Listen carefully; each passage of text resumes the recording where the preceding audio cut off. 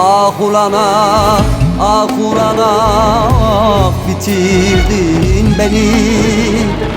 Bak yine felekle karşı karşıya getirdin beni.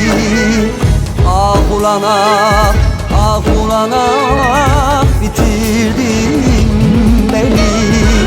Bak yine felekle karşı karşıya getirdin beni. Demek bana verdin sözlerin hepsi yalan.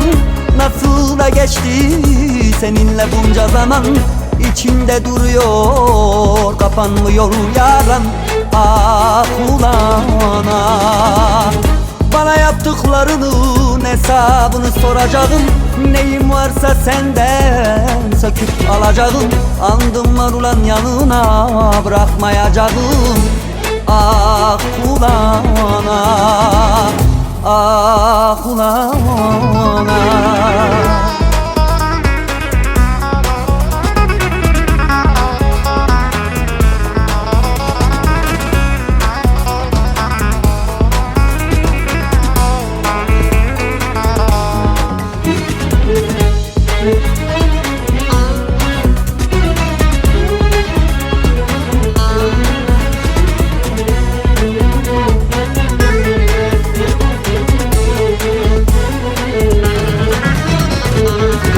Ah ulan ah, ah ulan ah, delirttin beni.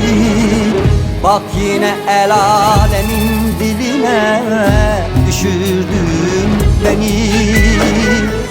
Ah ulan ah, ah ulan ah, delirttin beni. Bak yine el alemin diline düşürdün beni. Demek bana verdin sözlerin hepsi yalan. Nasıl da geçti seninle bunca zaman. İçimde duruyor kapanmıyor yaran. Ah ulan ah, bana yaptıklarının hesabını soracağım. Neyim varsa senden söküp alacağım. Andım var ulan yanına bırakmayacağım. Ah ulan ah, ah ulan ah. Feleğin lanetlediği insanlardan biri de sen misin demek. Oysa ki nasıl da inanmışım sana ulan. Sanma ki bu yaptıkların kar kalacak yanına. Elbet bir gün bedelini ödeteceğim sana.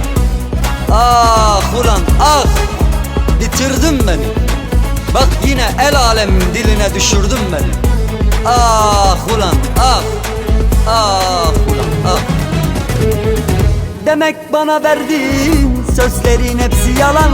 Nasıl da geçti seninle bunca zaman. İçimde duruyor kapanmıyor yaran. Ah ulan ah, bana yaptıklarının hesabını soracağım. Neyim varsa senden söküp alacağım.